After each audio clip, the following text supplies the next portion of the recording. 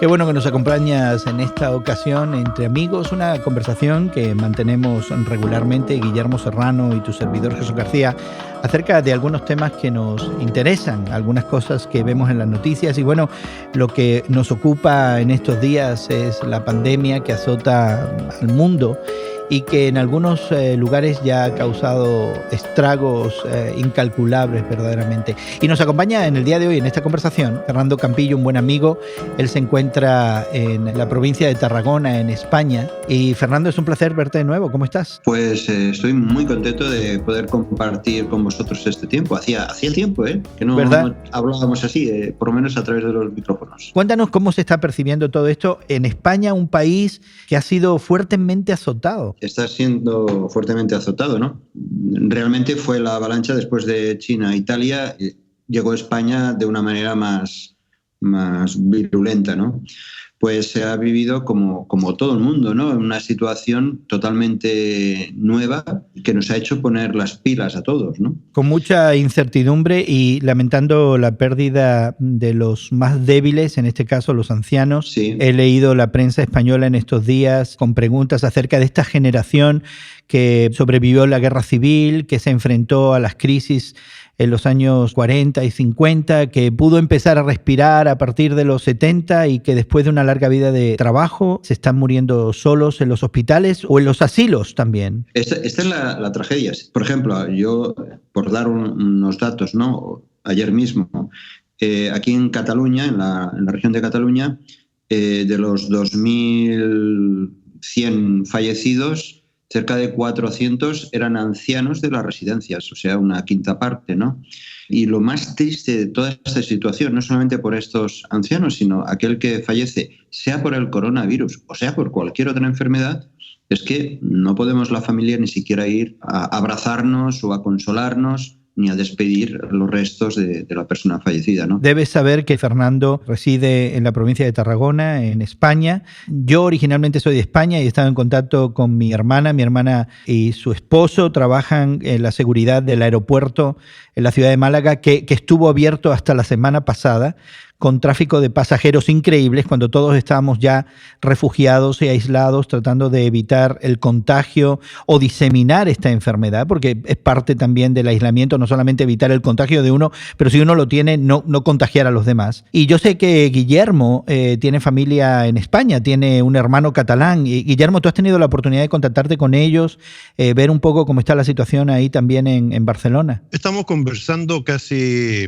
yo diría, cada 2 días, cada 3 días para chequear con ellos y se encuentran bien. Mi hermana que vive en Italia no sé si tuvo la visión o algo, pero en el verano se fue para Barcelona porque tienen un piso ahí en Barcelona. Entonces se han quedado ahí también a 1 o 2 manzanas de mi hermano, pero ella viviendo con su esposo y un hijo.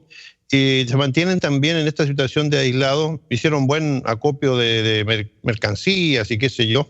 Y claro, la otra posibilidad que realmente no tienen es salir mucho afuera a comprar nada porque viven en un 4º piso sin ascensor. Y entonces, pues, los dos son ya mayores, así es que no me los imagino yo haciendo ese ejercicio de salir, ¿no? Y la única que no tiene problemas hasta el momento es mi hermana en Suecia, porque parece que los países nórdicos, yo no sé si será por el frío, no sé qué pasará, pero han tenido mínimos casos realmente allí. No sé si también es quizás cuestión de una disciplina cívica, a pesar de las advertencias de quedarnos en casa, de limitar el contacto humano, de hacer provisión para no transmitir.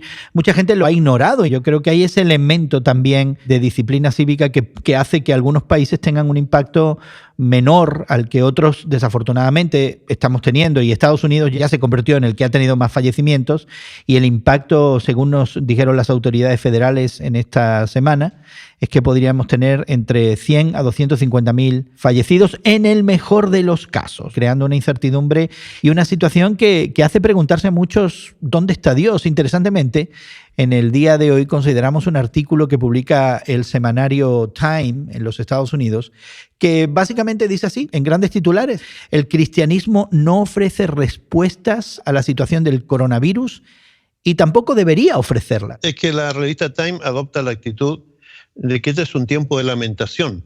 El que escribe el artículo junto con otra persona participan de una iglesia que tiene toda una liturgia muy elaborada, los días normales de reunión, en donde hay un desfile, se lleva la Biblia, unos candelabros y qué sé yo. Y estoy hablando de una iglesia protestante, no estoy hablando de otra. Pero entonces, ahora el que oficia se encuentra solo con un lector que está como a unos 50 metros de él, por ahí, y entonces está leyendo algo y él tiene que responder con un himno, pero entonces cantan a distancia uno de los salmos de la lamentación, es decir, no pretenden una respuesta, sino decirle a Dios que la persona está angustiada, que dónde está Dios, que por qué le pasan estas cosas, pero que en última instancia se refugia en Él. Es decir, dice el articulista, con mucha razón creo yo, que es una semana o un mes, lo que sea, de lamentación, no de pedir una respuesta que sea racional. Pero eso es una visión muy, muy parcialista, vamos, es muy reduccionista, porque eso no revela para nada el sentir y lo que está ocurriendo realmente en el ámbito cristiano, por lo menos aquí en España. Es cierto que, como decía antes, nos hemos puesto las pilas, especialmente todo lo que es el liderazgo, los pastores y a nivel comunitario, a nivel ya local. La gente no se pregunta tanto esta cuestión de titular, ¿no? De dónde está Dios, sino más bien decir, Dios ha dado respuestas desde siempre y hemos de vivir conforme a la realidad revelada, ¿no?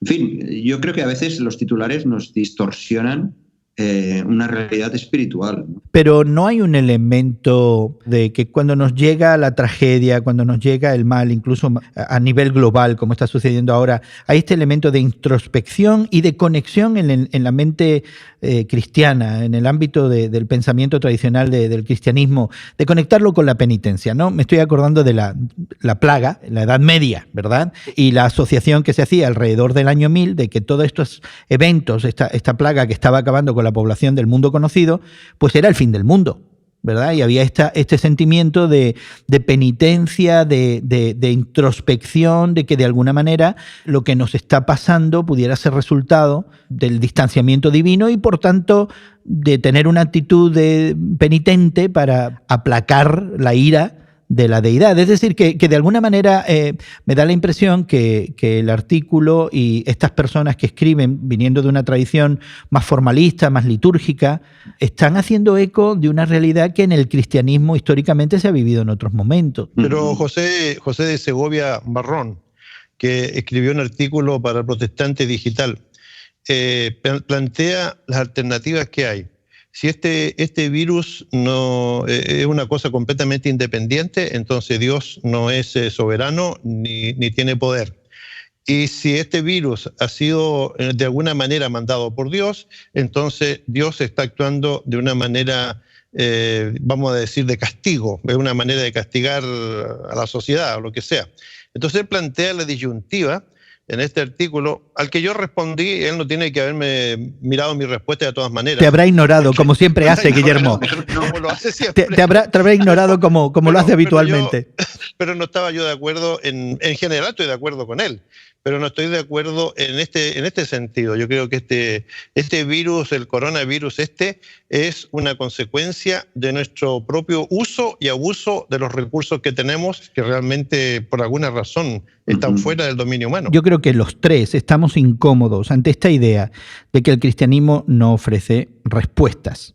Creemos que las ofrece. ¿Cuáles son? Bueno, una de las respuestas para mí es, desde luego, acudir a la palabra de Dios, donde vemos el actuar o cómo Dios actuó a lo largo de la historia sagrada, y también acudir a la historia propia del cristianismo.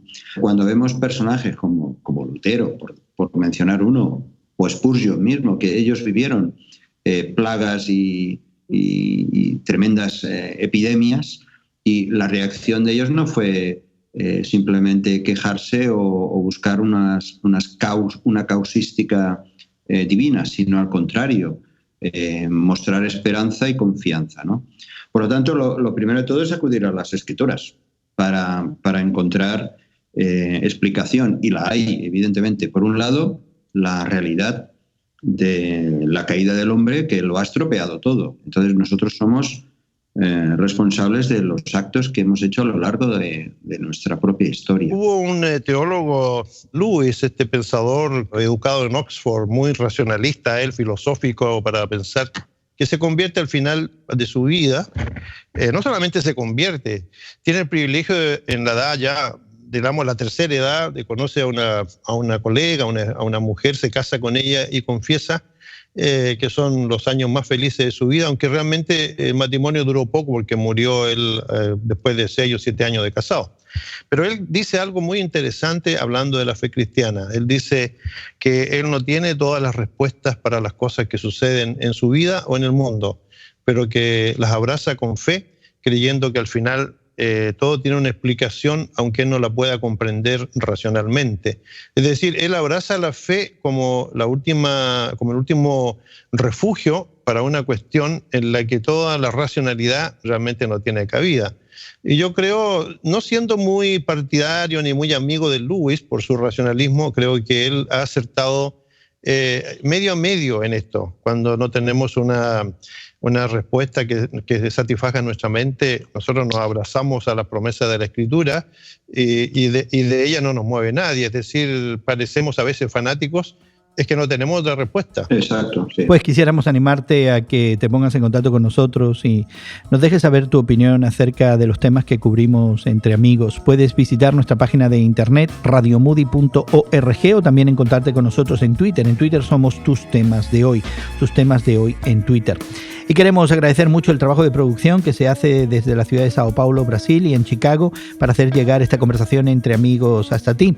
Y a nombre de Fernando Campillo, Guillermo Serrano, tu servidor Jesús García te da las gracias por habernos acompañado, confiando que lo hagas nuevamente y volvamos a conversar entre amigos en otra ocasión.